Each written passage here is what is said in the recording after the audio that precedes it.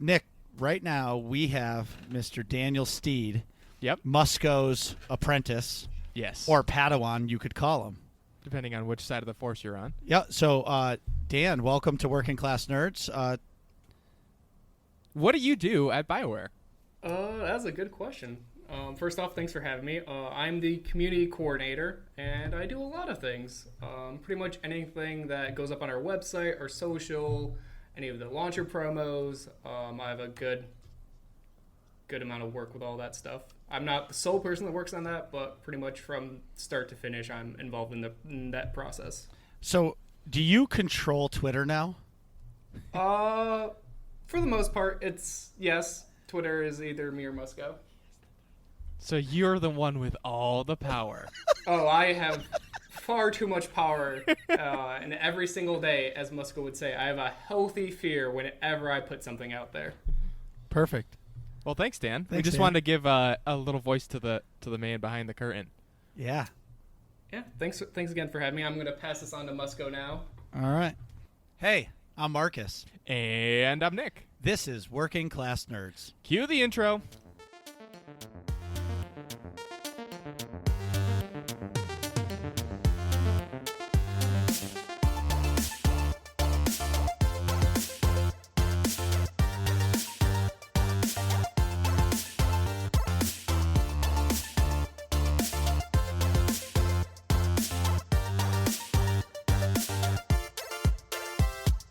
That's right, we are Working Class Nerds, the podcast that gives you no information about your favorite information. Today is Thursday, August 6, 2019, and you can find this, the Devs Are Back podcast, on Apple Podcasts, Buzzsprout, Google Podcasts, and Stitcher. I really got to do more of those. I know. They should have one inventory for all of the podcasts.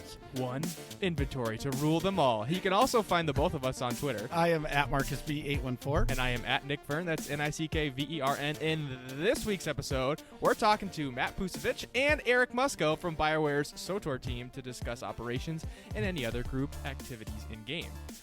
So, thanks, guys, for coming on. Musco, thanks for coming back. Matt, welcome to the show. What have you been up to this week, gentlemen? You want to go first, Matt?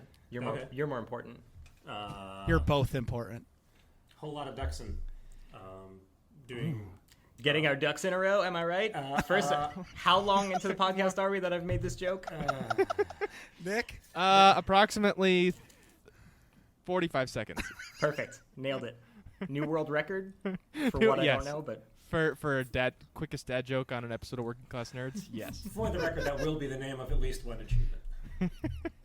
Okay. It's too good. But working on Dxun? Yeah, getting designs a little finalized, running balance, and also this week I've been sitting in on voice recording for all the transmissions and the wrap requests and stuff like that, since we helped write some of it. All right. Musco, what have you been doing? Other than telling Dan what to do and you're working him too hard. Just for the record. Oh, and when is Dan's 1 year anniversary? Sometime in November, I think. Okay, so in October, Working Class Nerds is going to start a hashtag. That's hashtag Hire Dan. I like it. I like it. I love it. So about 7.5 hours of my day are bossing Dan around, obviously. And then the other 30 minutes, most of what I've been working on lately is PTS stuff, because we're going to be putting Bounty Hunter up probably tomorrow on PTS. And there's a whole bunch of other changes that I discovered that we're making to some of the itemization things that we'll be putting up tomorrow. So a lot of PTS stuff. And planning for New York Cantina as well. Whoa. Is it going to be the same weekend as Comic-Con? Sure is. It's going to be, at least from everything I know right now, it will be that Friday night. Wow, that's the first cantina I ever went to. Sweet. A couple years ago. Sweet. Awesome. You gonna come? Right. You guys going to come this year? Yes. I believe I am also, so as long as I'm free. No, Love you're it. coming. You're free. I don't have class on Fridays, so I'll be good. Done. Working Class Nerds will be there. So, Nick, what have you been up to? So, similar to last episode, I've been playing a whole lot of Dragon Ball FighterZ. And getting your ass kicked by Eri? No. Damn it. I'm training. I'm in the hyperbolic time chamber training so that I can beat Eri next time we play. Huh. In her vicious button mashing skills. Spirit Bomb. Spirit Bomb. I also have some Siege sprinkled in. I started playing Siege with the new with that Astro controller finally, and I actually really like it. Ooh, the custom one. The custom one, Dude, yeah. that thing is sick. I swapped it to the Xbox controller analog stick formation. It's way better.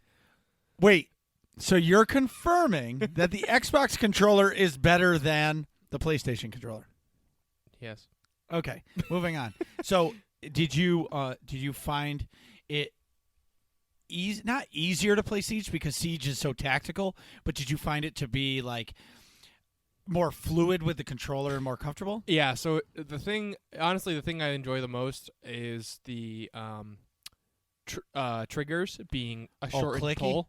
Clicky. Yeah, a lot. They're not quite clicky like with the modded controllers from Monster that we saw. Evil controllers. Those I actually prefer because that was almost like making it like a mouse click. That would be awesome, but I feel like I'd end up accidentally shooting a whole bunch of times. But this, even with the shortened trigger pull on the Astro controller, it's way better in Siege because a lot of times, like if you're holding an angle or something, that split second of like you pulling the trigger versus them pulling the trigger, well, it's the difference between them dying or you dying. So that I've noticed I've gotten kills where I might not have before, like several times because of that. That's sweet. Which is awesome. That's huge. That's what you want from when you're getting an upgraded controller. Talking about Dragon Ball Fighter Z, I've been playing the story because in the story that's where you get the tutorial and all that stuff. Sure. So you actually know how to fight. There's like a little story that ties it in with like you being able to see all the characters and stuff. Right. Versus you playing a video game, just like replaying the show's story. So I finished the Saiyan Warrior arc, which is not really. It's like you from the good guys' perspective, and now I get to go play as the bad guys from their perspective, and it's pretty cool to see like the other side of the story. It's not so cut and dry as you might think. And then there's another story arc that I don't know what it is after this that I got to finish too. So it's pretty cool to be able to play as the bad guys and like see things from their point of view, and they're not quite as bad. Is it well written? I think so. It's a silly little like you're kind of shoehorning it like a story into like a another fighting game. into a almost fighting like game. Mortal Kombat. Yeah, exactly. So it's like it's not like War and Peace or whatever, but it's definitely it's passable and I like it and I'm enjoying it for sure. Perfect. So a little work frustration. I attempted to pick up a couple of 12-hour shifts to add on like per week. Sure. But I was only approved, like you request the shift and then I was only approved for the first 4 hours. So it's kind of annoying that I have to wake up and get into work for 7 a.m. and then just leave 4 hours later. Yeah, that's... It's like not even worth doing the laundry for the scrubs, you know what I mean? Well, that's what I mean, and it almost feels like what's the point? Like, yeah, Right. Extra money is extra money, but why wouldn't they just schedule you for the whole shift? I think so. What it is on our scheduler, you can see shifts are open in 4-hour chunks. So there was like, we need 4 techs from 7 a.m. to 11 a.m. And then I only need 1 extra tech from 11 to 3. And so they probably took the most experienced one to keep them there all day. Yeah, basically. And then they gave me because they needed more people earlier in the day, they just said, okay, you can have the little 4-hour chunk. And it basically sounds like someone else asked for that 12-hour chunk, and they give it to somebody else. Yeah, more experienced. Probably. What it's like, do you want the new first-year intern, or do you want the fourth-year intern? Yeah. Right. Same deal. Okay. In some Star Wars-y stuff, I finished the Darth Palpatine book. I've been listening to you it mean on Darth Plagueis. Darth Plagueis, sorry. So good. Yeah, that was excellent. I really enjoyed that. And then Now, are you reading it or doing the Audible? Audible. Oh, yeah, it's the way to do it. Because then you get all the different voice inflections and Yeah. stuff. It's not Mark Thompson for that one. It's Jonathan Davis. Jonathan, yeah, he does a great job too. It's so good. If you're So at all good. a fan, definitely. I mean, especially if you've listened to Darth Bane in that series, I think they tie in with a lot of the other books. Yeah, well, the Darth Plagueis book is nice because it's like pre-episode 1 and it ends into episode 1. Right. So, like, you think Palpatine is is like running the show. Yeah, but he's really not. He's still in the shadows in episode 1. Right. And then he finally like emerges, kind of. Yeah, spoiler alert. Well, if you've seen he episode, survives. right? Whoa. Indeed. Anyways, and then I see you're reading Thrawn. I am. I started the Thrawn trilogy. I'm almost done with the first book. It's wicked good. So there's a trilogy and a duology or whatever, right? wait, no. So are you reading Heir to the Empire or Thrawn? I think it's just Thrawn. Okay, so that's the canon Thrawn. Right, and then the Legends Thrawn is a 2-part book. Is 3 books. No, 2-part. No, it's 3. No, it's 2. It's a Heir to the Empire is number 1, and then Okay, it's like now- the Hand of Thrawn, and then it's something else. I gotta look in my library now. I've read them all. Heir to the Empire is the best Star Wars book I've ever read. Read and listened to. I think so. What I read online was the trilogy is set. It came out later, but it was set earlier than the 2-part series that came later. That was like the non-canon one about Thrawn. Well, but Heir to the Empire is the first book That was ever written, yeah. Yeah, they might not be saying that's the trilogy, but that was the first book, and then the second and third book was like the Hand of Thrawn or something like that. Okay. There was 3 books with Thrawn in it, so maybe they're just saying it was 2. But Heir to the Empire is the best book I've ever read. Yeah. Anyway, the Thrawn series, the first book Timothy Zahn did of the canon, Mhm. the Thrawn self-titled is really good. Yep, that one. That's the Yep, one. it's really good. Yeah. The second one is where he like teams up with Darth Vader. Yeah. It's pretty good because you're switching back and forth through time with Anakin and Darth Vader. Right. And Yeah, because in this Thrawn- book, I haven't finished it yet. This book, he talks about how he did stuff with Anakin in Yeah. Clone Wars, but I don't know what yet. Yeah, and it's pretty cool because Thrawn's so a cool. smart dude, and like It's cool to see him with Vader. Well, I don't want to spoil it for you. Dude, I just got so pumped that I'm going to have Vader in the book with Thrawn. Yeah, but just now think about how smart Thrawn is. Mm-hmm. Now, do you think Thrawn is going to see even though Vader's in his suit, but like he's going to act like Anakin maybe, and he's going to be like, "Man, I know this dude." Yeah, he's going to be like, I know him, but like, what the fuck? Why is he so different? Right, and like in the first Thrawn book, are you at the point where the Emperor Thrawn met Darth Vader? No, not yet. Okay. So that's where I'm at. I'm on, I think I've got a half hour left. Oh, you should have. No, I didn't hear Thrawn. I mean, I know Thrawn knows that he served with Anakin, but he didn't. No, but Not like with Darth Vader. Yeah, Darth Vader comes out and they like introduce each other. Nope. Maybe it's at the end. I don't know. Yeah. But at some point, Thrawn meets Vader. Okay. No, not yet. Is he a Grand Admiral yet? No, he's just a regular admiral. I know he gets to the top of the Navy, basically. But Well, yeah. It's because he's the smartest dude ever. yeah, like, no, he just finally met with. This is spoilers, so skip ahead a couple minutes. If you don't No, wanna read this. that's The a book's been 3-year-old out. book. Yeah, It's been out for a while, but he just met with Night Swan and tried to recruit him to the Chiss ascendancy, Mhm. and that's basically where I'm at. I think I'm a little bit past that. But Vanto is the man. yeah, he's currently a Commander Vanto. Yeah. He's the man. Just wait. So I started listening to the newest one, which is called Thrawn Treason. Oh, the third one. Yep, in the it just trilogy? came out. Yep, Yeah, it just I bought came it out too. Yeah, so I'm deep in that. Yeah. Like I haven't listened to any podcasts. Thank God, some of my podcasts only come out like every 2 weeks. Right. So, you So can like I don't binge even a feel book. like I'm cheating on them. Right. Anyway, yeah, they're good. I'm so into this. And right I met now. Timothy Zahn Did you really? at the New York Comic-Con Holy shit. Star Wars Cantina with Zen and Carrie. Wow. Carrie like Did you saw buy my vodka shots with? No, Zen? but Nick was like, Carrie was like, you got to hide it, Marcus. It's poking out. And I was like, what do you mean? This is Timothy Zahn, and he signed my Chiss Ascendancy poster. That's cool. Because he created the Chiss. Oh, did he really? Yep. When he wrote the first Thrawn Heir to books? the Empire. That's cool. The Chiss are because of Timothy Zahn. That's such a cool species. Mhm. So, anyways, I'm balls deep in the Thrawn books. Okay. So, Marcus, what have you been up to? I'm going to go really, really quick. Yeah. Because I really want to get into this interview that we, Have queued up? yes. Oh, man. It's so good. It's really good. And I'm doing this because everybody listening is just like, I'm not even listening to what Marcus. They're probably skipping 30 seconds at a time right to the cue point. Until they hear the other voices. Yeah, till they hear the other voices. Anyways, I've been doing a lot of Datacron runs between the Mandatory Fun Night during the Remembrance Week, the past Mandatory Fun Night this past Tuesday. We did more Datacrons, which is cool because I don't have them all. The Death Star Troopers beat Hard Mode Dread Palace. That's exciting. Yeah, I lost my mind on Friday or Thursday at work when I recruited Nick to come work. Oh, boy. and they were moving cabinets, and like I couldn't do it myself, Yeah. and they weren't doing it like I do it. We didn't. We were walking side by side instead of front to back or something. And Something Marcus was- stupid, and I like lost it and was like, I can't handle this because I can't use my arm. So I called Carrie on the travel and said on the travel to the job site to drop off the cabinets, and I said, Carrie, find a place to go. We're going away for a few days. She's like, what? I was like, just find a place. So anyways, we went to Jay Peak, Vermont, which is 17 minutes driving, which is really like 2 miles, but you have to drive around to the Canadian border.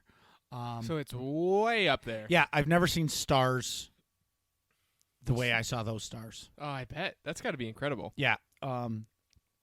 So it was awesome family time, but at one night,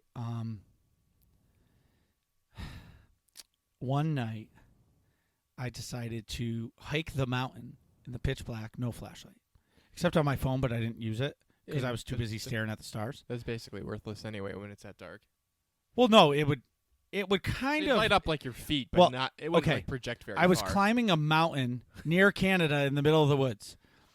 I've never heard bug sounds the way I did. Oh, And God, all I bet. could think about is I know what a seal feels like when a great white is preying them because they're just floating through the water like, oh, da da da da da, and the shark's like, yeah. Bitch, you have no all idea. I was thinking about is I'm gonna die on this mountain.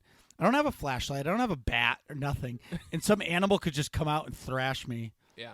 I mean, And- thankfully we don't have. Well, there's bears up there. dude. There's mountain lions. There's everything. Think about, I don't dude. think there's mountain lions in are- the Northeast. Dude, I thought that was more it's a the Western animal. Canadian border.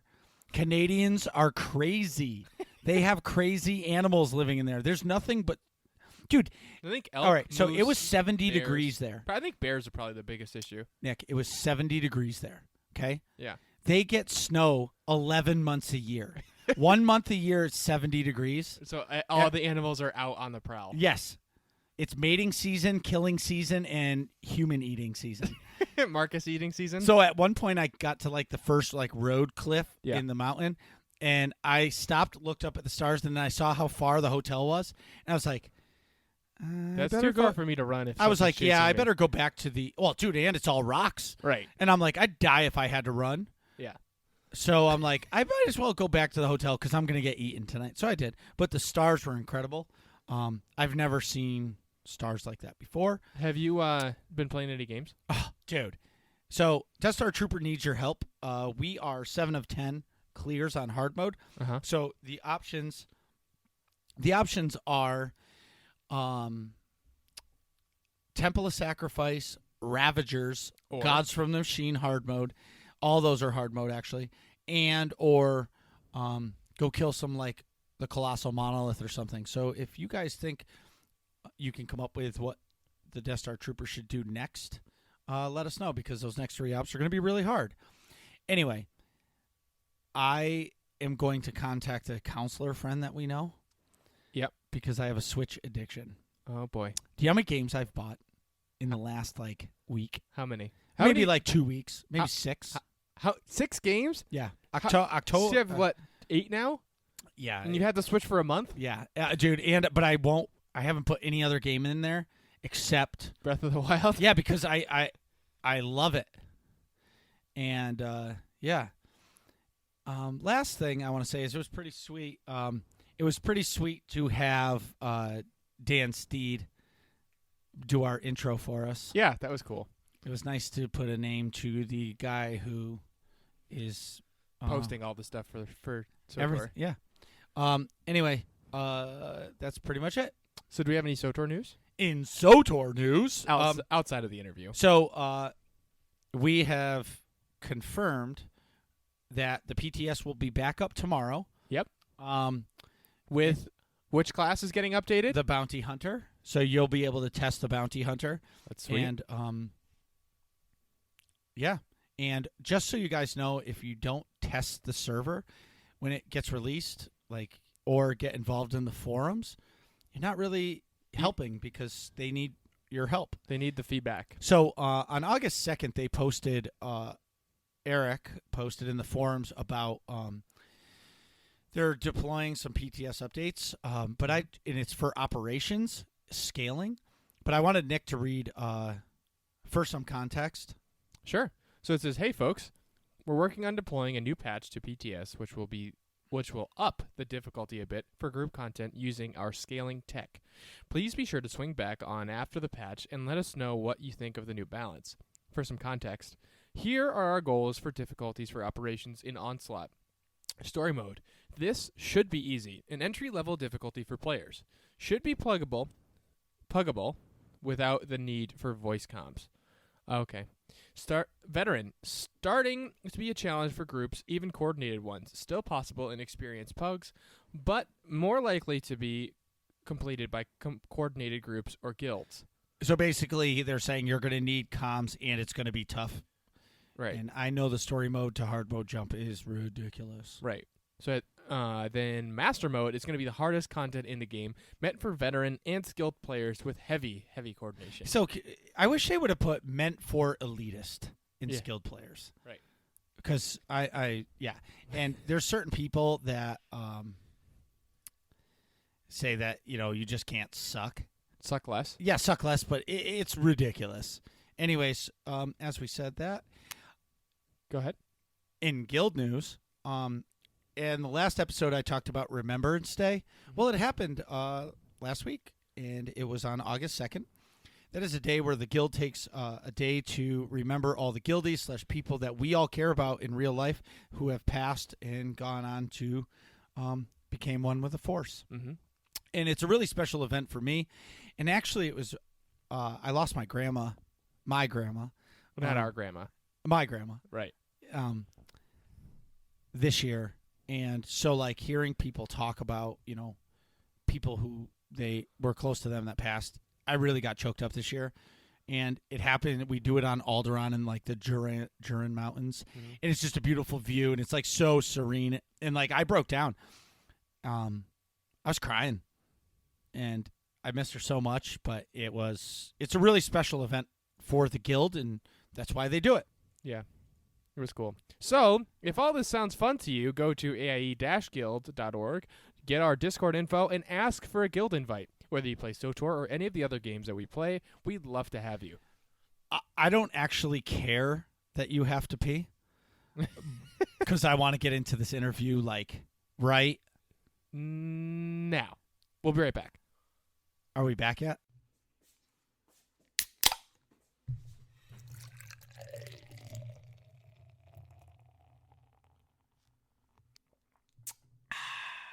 And we're back. So today we're discussing operations in Star Wars The Old Republic with none other than the devs. So we've got Matt Pucevich and Eric Musco here.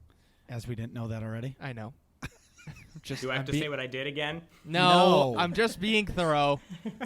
Nick is very, very, very thorough. Nick, do you want to start the questions? Sure. So I think first one's for Matt. How do you go about starting to make an operation or raid? Is there a certain something you do to get a spark of creativity or where you want to go with one? Or how does that process work when you're starting from scratch to make an operation? Usually it's going to start one of two ways. Sometimes it's narratively driven because, we know the story arc for the expansion, so that pretty well informs what the operation or operations, ought to be. Sometimes it's a little more open-ended. For 6.0, that was actually the case, and so we started to think about different types of things that we could do and the type of feel that we wanted to have in the operation. Part of what made us settle on Dxun specifically is that we felt like it was time to have another kind of fun operation, like we did with Ravagers. Ravagers was a little sillier in tone.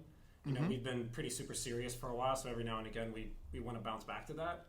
Mm-hmm. And so Dxun's going to be a little more zany in terms of what's going on. So now you mentioned the Ravagers. Are any of the bosses going to be as mechanics driven as Master and Blaster?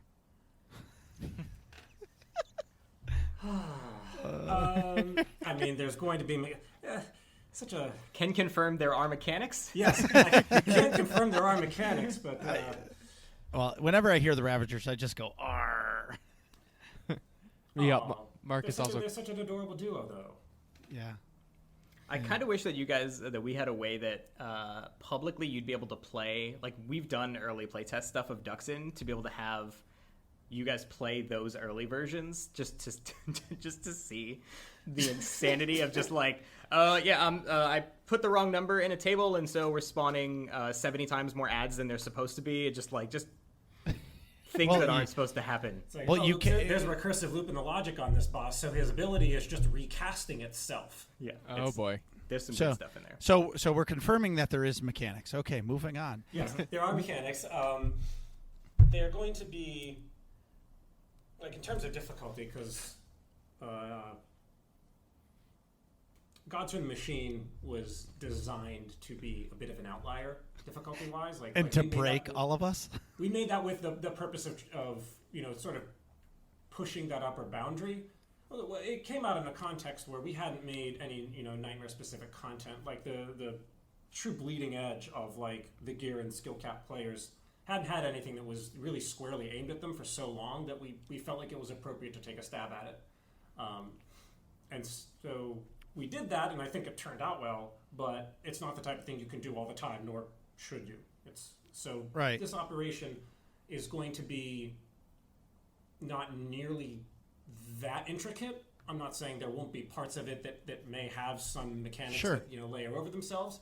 The Apex encounter for Dxun may be on the harder end of veteran, but having a final boss be a little more challenging is appropriate. But it should be. It's also going to be the operation that leads with the new expansion, so it should be accessible. Okay. Perfect. What is or was your favorite boss that you designed up to today? Designed. Yep, that you designed.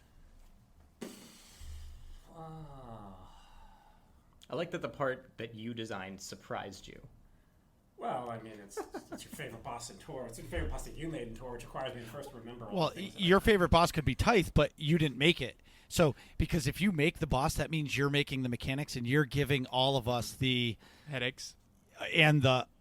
Oh no! What are we supposed to do now? Like, who knew you had to go click on that bridge thing on the hut? I will tell you that my favorite boss that Matt ever designed actually has nothing to do with the encounter, but it's the Revan fight. Because I remember seeing Matt had this crazy whiteboard where he had written down I don't know, it looked like someone had a mental breakdown and wrote on the wall with chalk. Like, it was awesome. Like, you walk by like, Matt, what is that? And he's like, oh, I'm working out the Revan mechanics. I'm like, I'm never doing this fight because I'm not going to be able to do it. That's what I can see from this whiteboard. It's crystal clear to me. There's math and hieroglyphics, and I'm not doing it. Right. That sounds awesome. I mean, it's true that Revan is always going to be a special encounter to me just because it's so heavily ingrained in BioWare's identity with such a significant character, and the encounter itself also came together really well, and a lot of people seem to respond very positively to it. So, I mean, that's a pretty strong candidate. It's kind of being forced to pick between your children kind of question. Monsters. Well, we'll come back to it. All right. Dwell on a little bit. So, Matt, I have a very important question to ask you. And this is for everybody in the whole world that wants to know. So, do you really actually like Swedish fish that much, or are you just trolling us all the time? They are heaven's gift to Earth. They are utterly delicious. Okay. With that kind of answer, do they know if you're trolling or not yet? That's the... Well, I mean, isn't that the art of trolling, is you never Yes. really know? That is Exactly. You're always trolling. What is the most deviously or fun thing that you have designed in an operation? So I guess that's maybe like, what is your favorite mechanic or something, or a little something you put in there that you that you knew that it was going to mess everybody up, and you just sat back. It was like, have fun with that one. Oh man, the water processing plant towards Skyva's encounter is pretty high on that list. Jesus. Yes. The fact that there's just for no reason, there's one of Nahat's mines on the jump down through the the water piping there. I mean, that was just playful trolling. Okay. But that room, which we affectionately refer to as the toilet bowl. Mm-hmm. The toilet bowl. The toilet bowl. The bridge boss. Is the first thing that comes to mind. Yeah. Well, but, you're right. It has to be the Nightmare Bridge in Darvanis in Scum and Villainy. I've told a couple other people that story before, but that literally happened in the. So I was browsing the forums when we were back in 2. Was it 2? 2.1.2.2? When we were going to be putting Nightmare Darvanis out, and someone was complaining about the bridge. Actually, they were just like fill in the holes in the bridge. It's awful. And then the post right below it was, and we can only imagine what the bridge boss is going to be in Nightmare mode. And so I was like looking back and forth between the two posts, and it was like fill in the bridge, Nightmare boss on bridge mode, or bridge boss in Nightmare mode. And I was like, that's brilliant. Huh. So I asked the then lead of the operations team, it's like, hey, can I do this? And he thought it was funny. We all thought it was funny, but being the responsible parental figure that he was, he said we probably have more important things to do at that time. So then fast forward a couple days later, when all of the dev shards that we could do future content work on for the Dread Ops were down due to maintenance, and I was like, hey, I got some time on my hands. I got some time on my hands. I could do that because they sent us an email. It's like, don't expect the shards to be up for another hour and a half. And he's like, if you can do that in an hour and a half, you can do it. And so The lesson here is don't let Matt have time on his hands. So just keep him working constantly. Give him a whiteboard. Give him some ridiculous boss to make, and tell him to go. Yep. And as soon as he finishes that one, have him make the next one. Well, then you get Naha. We can't win. It's all just Matt. Oh, and I'm just going to circle back to the beginning. For the record, Musco, you can invite Nick and I into those early testing things. You have the power. Yeah, that's I true. would love to fight 70 ads and die miserably. I guess I did set myself up for that, didn't I? You can. There's ways you guys can share that with us. That is true. We'll sign whatever documents we need to sign. And I have two teams. One on the imp side, which is the correct side, and then the pub side, that would be happy to come along and test all of that stuff with you very privately. Noted. Noted. Moving on. Back at the ranch. So people say those kinds of things, but I don't think a lot of people know what it's like to test an encounter in an early stage on a dev shard. Yeah, everything half works. Yeah. Yeah, it's a mix of the most frustrating thing on Earth and the most hilarious thing on Earth. It's like, Bosch just died. Because his AoE hit himself and then got in a multiplier loop. Right. Yeah. It's nonsense. Anyway, but we'd still love to do it. Yep. So, will the new operation drop better gear than the older operations, like Gods from the Machine did during 5.0? And how will that work with Spoils of War? So I could probably answer that question. Sure. Go for it. The answer is it's a little complicated because everything in the game technically all drops the same gear. There is no such thing as I run the hardest content to get the best gear. But harder content gives you much better likelihood to get better gear. So the answer to your question is kind of. Running Dxun will very likely be the best way for you. If all you are focused on is getting the best gear in the game, the fastest way possible, running the newest content on the hardest difficulty, so veteran mode Dxun at launch, will probably be the fastest way to get that gear. Now, again, you could run something else to get that gear, but you will do it at a slower rate. So, because in the 5.0 series, I remember story mode Gods from the Machine dropped 242, where the rest of the story mode ops dropped 236 gear. Correct. That will not work that way. Yeah, no. Yeah. Okay. I mean, that happens in the specific context where there's an operation that's releasing after that was a post 5.0 operation, so it's arguably appropriate for it to have just higher tier gear drops because players have already gotten previous tiers of gear, and you should start building from the current foundation as opposed to what the foundation was a year ago. Okay. But since Dxun is going to be in 6.0, it's right out the gate with everything. Yep. All right. Will there be a chance of longer raid lockouts in 6.0? Ooh. So we had a lot of conversations about lockouts very specifically. Do you hear this coming, Nick? We're Yeah. getting the corporate answer. It's coming. No. I have specific things I'm going to tell you. Don't worry. As soon as you hear me inhale, are you just like, well, I'm not going to listen to this answer? That's exactly what it is. That's fair. That is fair. No, so we actually had really long conversations about lockouts very specifically for one, because we landed on one very likely change. Matt, do you want to tell them what we're likely going to change in 6.0? A very likely change is that story mode difficulty will no longer have lockouts. Wow. The intention there is that we're trying to make it. People have said that it already existed this way, where story mode was laughably easy. But if you understood the quantity of our players that play story mode ops, that I would tend to disagree, that they probably could maybe be a little easier. So our goal is to make story mode ops very accessible to players, with the intention that if you want to just log on and just play ops all night, you can do that. We're not going to stop you from playing story mode ops on loop effectively if that's what you want to do. If ops are it is one of the things that made us arrive at that is if you look at any type of content in the game, you want to play war zones. Well, you could literally log on, start playing war zones, and play till you don't want to play anymore, and then log off, and then do that again tomorrow. But you can't technically do that with operations because you could run out of lockouts. So if we wanted to fight Sparky 100 times in one night, we can do that. Yep.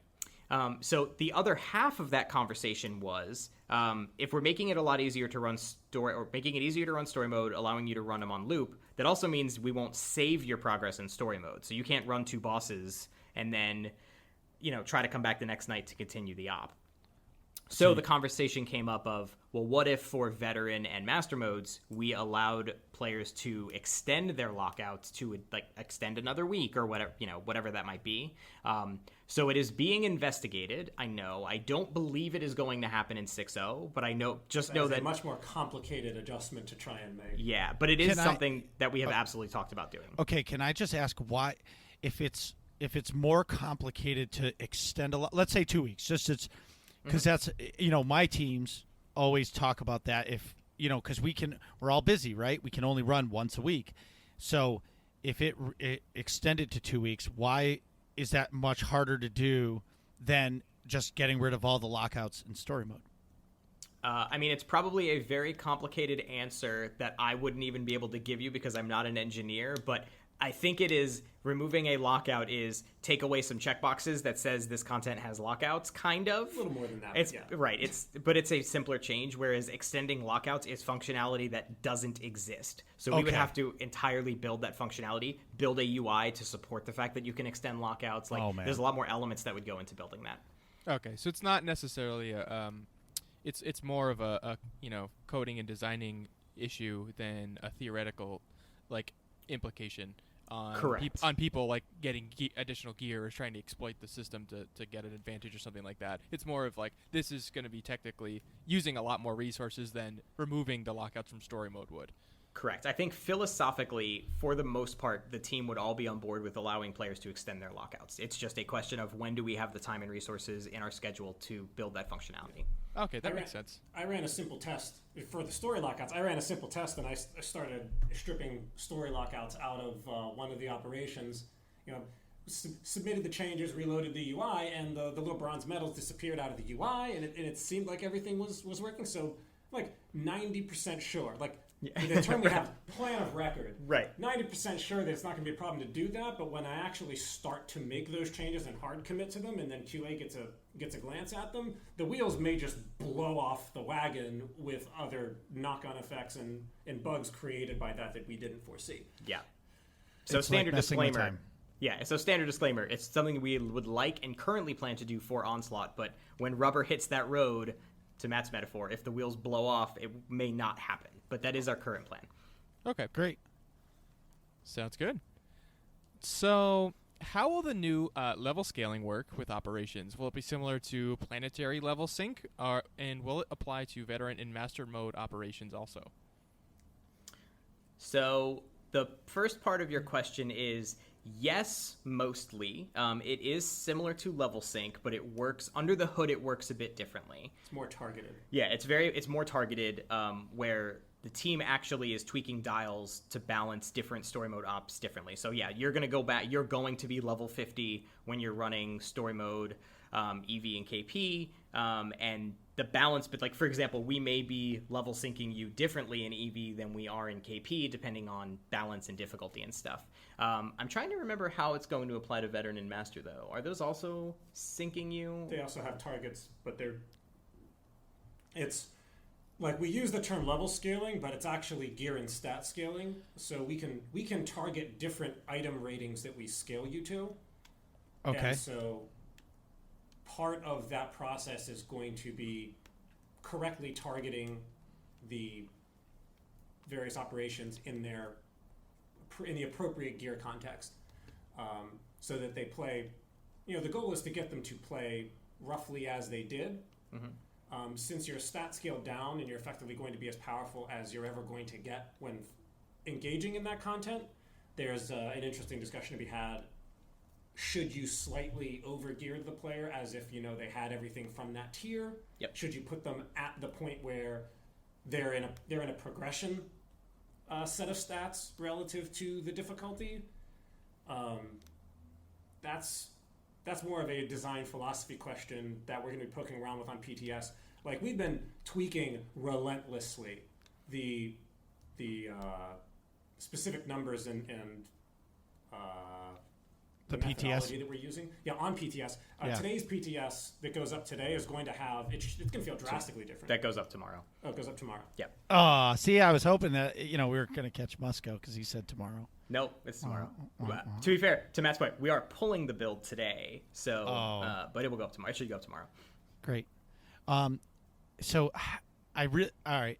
So you mentioned earlier that story mode is going to be a wee bit easier, right? So That's the goal. So that's the goal. That's our goal. So what does that mean for the veteran mode, or as I call it, hard mode, and then the nightmare modes? Is nightmare going to still stay insane, where veteran mode is maybe going to get easier? How is that going to work? That is the golden question. That's the sort of. So I'm going to break this all down. of this is that there's story mode, even veteran mode. There's two competing goals. For story mode, it's accessibility, but it's also in theory providing people with a framework familiarity with an encounter that then should better equip them to try and beat the encounter in veteran mode. The easier you make story mode, the further from veteran mode it gets. So you succeed in your first goal to do worse at your second. Right. Now you can, kick that can further down the road and make veteran mode a little more accessible, but then you get further from master mode or nightmare, depending on your preference. Yes. Can we just call it nightmare for the rest of the day? Part of the reason internally we do still call it that is because all of the tools internally still refer to it as hard and nightmare. Okay, so let's just call it out now. In 6.0, it is now going to be nightmare mode. Thank you. Unfortunately, there are a ton of strings in the game and other localized assets. Yeah, I think we've actually Keith has definitely talked about this before as well, that if it was that easy, we would have done it already, because we all also kind of just think it should go back to being called Nightmare. It's just a really weirdly and surprising large amount of work to change that back. Not to say it won't happen someday, but we're with you. We understand. Okay. All right. Believe me, we understand. So this is kind of this is my own kind of personal question here. Matt, when you're building an operation, how do you go about making changes for each difficulty? Do you start with nightmare mode and then nerf it to make it story and then add some more stuff to make it hard mode? How do you go about the difficulty in the beginning? Scaling them like the mechanics to make them harder or easier for each one. That actually changes based on the individual encounter. The process doesn't change, but the central balance point does. What I mean by that is most encounters start from a core mechanic or some other kind of central pillar thesis for an encounter. Like Ivella and Esne, it's the concept that they're twins, one's positive, one's negative, and that you have a thing that can let you switch between being immune to one of their two polarities of attacks. And some mechanics and gameplay kind of just would naturally flow from that core concept as you think about it in different ways that you can play with it and manipulate it that would make players react or create puzzles. And so when you have the sort of initial low-hanging fruit, kind of more obvious mechanics that fall off of that, the way I describe it is you wind up with an encounter that naturally rests at a certain difficulty level. Tithe, for me, naturally rests around veteran. Okay. The mechanics come together completely around the veteran tier of difficulty in terms of you have the waves of adds, you have the rage management, you can let the heals or the shields through, to at a cost to help you manage rage, but you have to be on top of dealing with all the adds and don't cleave the adds because, then you're going to make Tithe mad. Right. And then in those cases, the encounter kind of is designed to most directly answer your question as asked, that encounter kind of is designed at veteran, and then story mode simplifies certain interactive elements, and nightmare mode seeks to add a couple new twists to it. Just like a couple? Come on. There's three differences: Nightmare Tithe versus Veteran Tithe. The energy sweep is a broom now with the knockback. Adds and rage if you leave them alive for more than double the summoning cooldown. And I already forgot what I was going to say. Oh, and the ad summoning position is entirely randomized. I guess the 8 ad waves are there, and then there's the magma poops that spawn when you... We're up to 5 now. Yeah, Nick, do you hear what he's saying? I think so. If you go to Veteran Tithe, you're dead. Or Nightmare Tithe? Yeah, Nightmare Tithe. Yeah. So hey, speak. But Nahut, for example, is an encounter that naturally wants to be Nightmare. Yes. The Nightmare version, you're fighting the invisible god of assassination who needs to be, to that description, incredibly lethal in the attacks that he does. He is invisible. You're fighting him in a minefield of invisible mines in a black hole generator that's in the process of starting up. And the only way you can see the boss is by players to manage this other object that can reveal him that you have to pass around and don't pass it to the boss, otherwise he'll whip it back at your face. That's a good old candle. All of the interplays between that, they kind of naturally want to be making you do things that are nightmare tier in terms of just coordination and communication. That fight took us a while to beat. And so that encounter was even the veteran mode of it was simplifying some of the sort of natural mechanics features that came out of the core idea for the encounter. Sorry, that was a pretty long-winded answer, but it's a very good question. No, that's great. Speaking of, it's a perfect segue.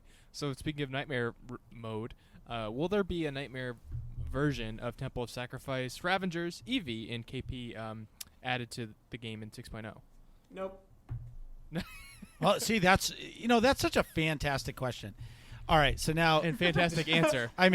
Yeah, and an even better answer. That's exactly what we wanted. Wanted to give you some time back from the last. Well, no, answer, but that's perfect. So, on to the Dxun stuff. Can you talk more about how story, veteran, and master mode operations will be scaled in 6.0 with the level increase to 75? Yeah. So again, favorite term, plan of record. We're toying around with the idea of putting ops back into their original context. So the older legacy ops are going to come out to the highest level that they were ever naturally at, which means that really Assation is the special case there. That would be at its 2.0 balance target instead of its 1.6 balance target because it was brought up to 55. And then have players level or power scaled to an appropriate level to run through those, which would make Dxun the only level 70, the only operations you would be running where you're actually character level 75 as you're going through it.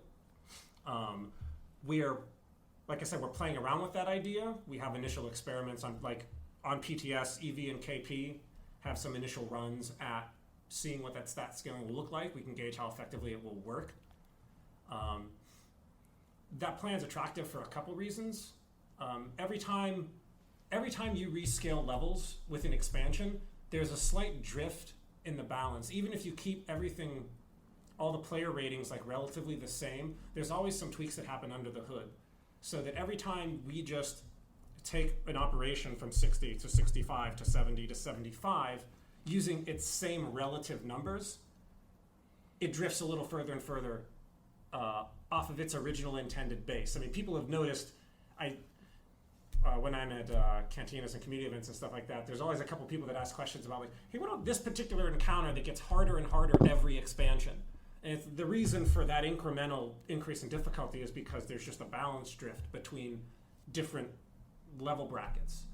And so in theory, if we can scale things back down to the original level bracket, we can get them good, and then they'll stay good, for eternity, because they're in their correct state. As opposed to, there's an extensive amount of rework that's required every time there's an expansion. We try to scale everything up. So there's a lot that's attractive about keeping things, to getting things to a good point, and then knowing that they'll be able to stay there and still be relevant, because even though the plan is, even with those scaled operations, when you're running them, any gear that those encounters uniquely dropped historically that is still considered relevant to the current game will still drop. And you're also going to have drops scaled to you as your non-scaled player level. So if you're 75 and you're running these ops, even though your power is scaled, you will still be getting gear that is relevant to you. So we can keep the encounters in a balanced place where they're good, and we can also make them relevant to you in terms of rewards to engage with them still in the later expansions. Like there's a lot of good there, and so we want to see if we can get that to work. And so the TLDR on that is try it out on PTS and like give us tons of feedback, because that's helpful, and that's what PTS is for. Well, I tell everybody, people who complain about the game or complain about anything, when you have an opportunity to test something to help, it's your own fault. And you are not allowed to complain about it if you don't go on the PTS and test it. Right. Yeah, one of the things that we've tried to do a lot more of, because I do understand, especially in some countries that have like internet caps and stuff, the idea of downloading 50 gigs or whatever our PTS is can be problematic. So one of the things we've tried to do a lot more of is, even for people who don't want to take the time or can't take the time to download and play it, is to try to post as much of the information as we can in written form on the PTS forum, so that you can even just give us your like napkin math gut check us. So I'm like, oh, I hate this idea, this is terrible, or no, that sounds cool, or just change this thing and it's great all of a sudden. This way we can try to cover it from both sides, because I understand that some people may not be able to access PTS or have the time or internet to access PTS, but hopefully we try to remove as many of those barriers as possible. So tell us what we're doing well and tell us what we're not doing well, so we can make it all great. Yeah. Sure. I mean, sometimes those like back of napkin theory crafts, they're actually more useful than you might think. There was at least one time where, in this current PTS cycle, the player was like, hey, wait a minute, can't you, if you combine this ability, and this tactical, can't you hit like, just kind of cruise at like 75% damage reduction? And we're like, oh. Sure can. Oh, yeah. Yep. Wow, that's embarrassing. Let's, Right. How many boss encounters are there going to be in the Dxun operation? Dxun will be a 5 lockout operation, sort of the standard size. What is the name of the first boss, and can you tell us about it? So we can't tell you the name yet, because it's still we're still waiting for some check marks from people that Ready? that is the name. It'll be the name. It's the one. It's only us talking. It will. You're right. You know what? Since no one else will hear this, I will tell you the name. I can't tell you. Let's say codename Cherry Kefis. So, I'm going to just build on that. There was in the live stream, there was a boss you showed that kind of had like a lobster claw at one hand. Can we confirm that is one of the bosses in the operation? Oh, interesting. No, but I'll tell you what I can confirm is in the live stream There are bosses. there are bosses. Yeah. So when we did the pan from the fly through, like we were showing the fly through of Dxun, we ended showing like the dinosaur guy with the mohawk on his back. My description is very accurate. That is the first boss of Dxun. Oh. And The rest of what you saw, just so I'm not just purely agitating you, the rest of what you saw from San Diego, those are all concepts of bosses that are in various levels of process or may never see the light of day, etc. So you'll just have to wait and see. All right. There's cherry, there's sour apple, there's blueberry, and there's grape. The Kefis Rangers? well, so it's confirmed. Kefis is coming back. Did he ever leave? No. Is he going to? So he started off as Kefis, and then he was Kefis the Undying, and now he's going to be Kefis the Drunk. Okay, now he's the Kefis really not dying. Really not Extra dying. not Kefis, dying? I'm not dead yet. Kefis not dead yet. He guards a bridge. So, would you like question number 2? Yeah, sure. What made you guys choose Dxun? And what led the team to create a Circa-focused encounter?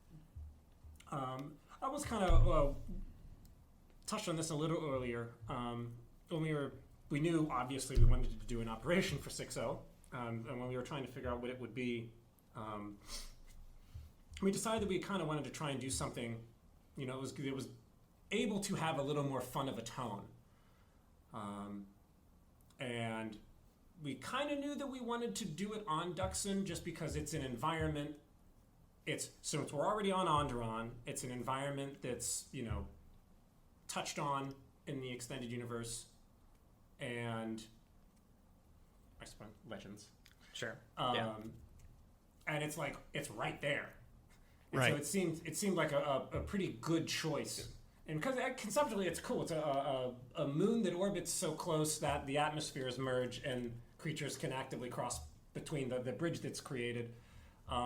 Obviously, that's physics-wise bankrupt, but But great storytelling. it's great storytelling. So we decided to have it there, and then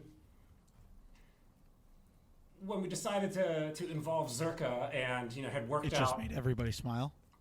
yeah, and especially we sort of. I remember the kickoff meeting where I was pitching the operation concept and just sort of the narrative overview of what was going on, and the top level absurdity of it seemed to delight people. So there's a lot of opportunity for Zany when you're dealing with Zerka and a facility on a secret science research facility on a moon that is known for having the most savage beasts. And what sorts of things would you do there with a research facility, you might imagine, and then what could possibly go wrong that might require player intervention. All right. And so That does sound very that fun. kind of it was. This particular selection was kind of narratively driven, and I think this operation is going to wind up being one of the more, we just got done recording dialogue. We have a lot more voiceover transmissions associated with this operation than we have with any other. I think by at least a factor of 2. So we're trying to do a little more storytelling within the operation itself, and I may be so bold as to claim that I think a lot of the dialogue will be found funny by players, as was our goal, hopefully. So I think it'll be a thing to look forward to. I mean, obviously the proof of the pudding is in the eating, so we shall see. Sure. Great. So Gods was incredibly mechanics heavy and very hard even for players who are used to doing operations, which I think was kind of the goal there. Between Karaga's Palace and Gods from the Machine, where will Dxun sit? Put KP down there? Well, KP has the floor? Yeah, I guess. I'm sorry. I have flashbacks from 1.x days of trying to explain heavy fabricator to people. So, but It's just Tower of Hanoi. Press a button. yeah, just God. I just explained it. There's an argument to be made that it was kind of irresponsible of us to put that encounter in the game ever, but it was kind of a matter of tradition because there's always a Towers of Hanoi puzzle in Bioware game. It kind of had been tradition, and so someone was like, "I'm gonna make Towers of Hanoi the raid boss fight." point. Right. And then that's where we wound up. And it's delightful in its own absurdity. But more to your question, I think this is probably going to land somewhere around Darvanis. Scum and Villainy. Okay. I'm guessing it's not going to... We're not trying to go as far back as EVKP. Those were a different time. We had a less experienced player base overall. Sure. So it's not appropriate to necessarily walk back that far, but we're kind of aiming for a middle of the road, which is, I realize that's wishy-washy, but to me, not really. I think that's like the Scum and Villainy seems to be about where that that's great. Point rests. I like to hear that. How soon after Dxun is released will you create another operation? And would you be willing to release one boss at a time like you did with Gods? The first answer is an amount of time will pass before the next operation. Okay. Matt for the second half? Sorry, what was the second half of that? Stay. Would you be willing to... one boss at a time again. Yeah. I don't have any philosophical opposition to doing that. When you do something like that, you wind up creating a much more involved operation on the back end, just because when every release is its own feature, every boss then has to be larger. I mean, that was sure. We knew what we wanted to do with Gods from the Machine, so it was appropriate for us to do it that way because we knew we were going to be able to hit those marks on the various bosses. But I feel like in general our goal would be to try to do full ops as opposed to... I mean, if we were going to do individual bosses, I would imagine we would shift more towards layer bosses or something something like that, and then try to move more towards just doing full operations. Yeah, what did you guys think of the Queen? If I might be the interviewer. So, sure. I personally, I enjoyed the Queen. I thought...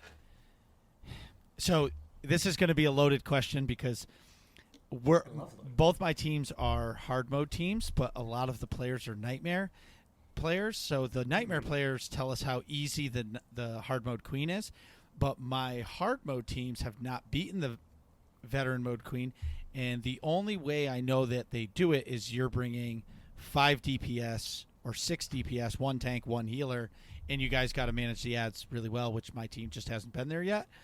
So I like the encounter. I think it's incredible, but I think it's that the difficulty spike from story mode to hard mode is insane, and because in December our story mode ops team jumped to hard mode, and this is going to be, sorry Nick, I'm going to bogart this whole. Go right ahead. Yeah, You have way more I experience feel with this than me, so.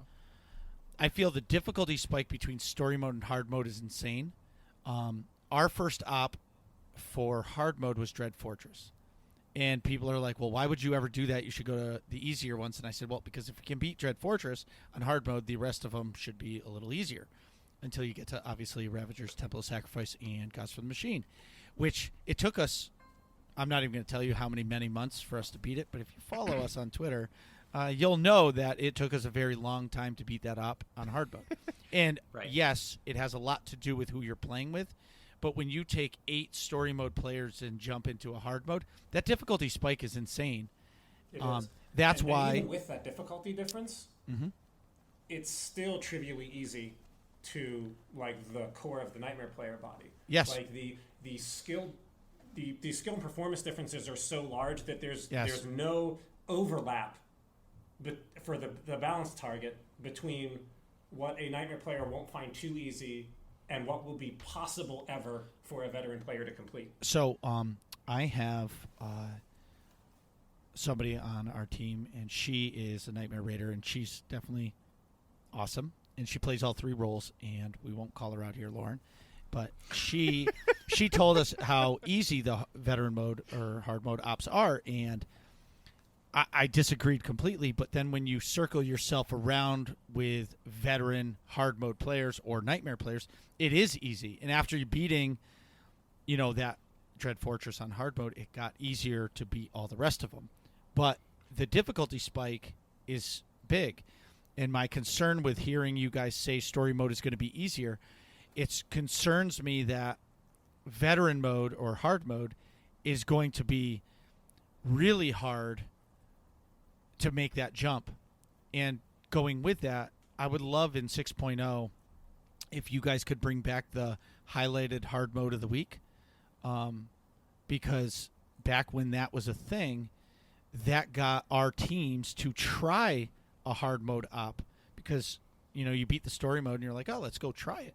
But now you don't even try it because you're not incentivized to try it. And if you and this is coming from a hard mode player. I do not do Nightmare. I can't beat the veteran mode queen. I've never beat the Colossal Monolith on story mode. So because there's or what is it? World Breaker? Which one is it? Whatever. The instanced one. Sure. So my big concerns are, you have to incentivize players to do it, because I understand that, let's say, if I had to guess, let's say 16% of the SOTOR community are raiders or ops players. That's my guess. 3% of that are Nightmare.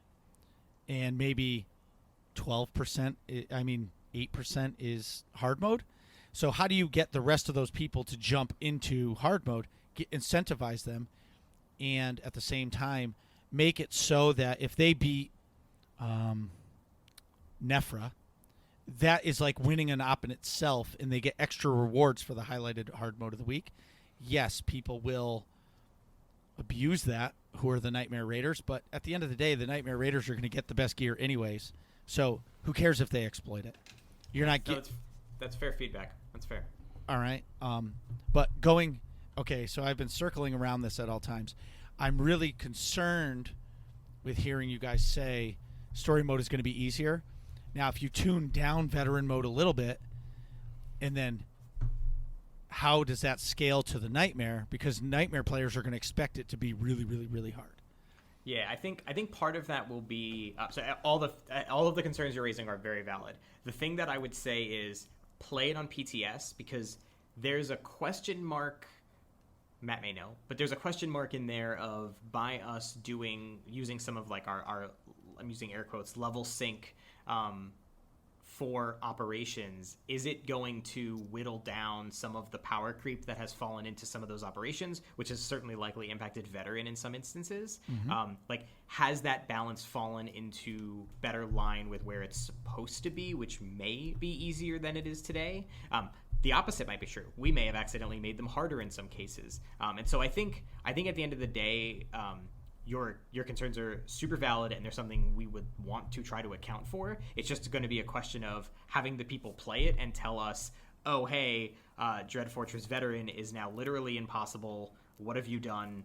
Please God, why?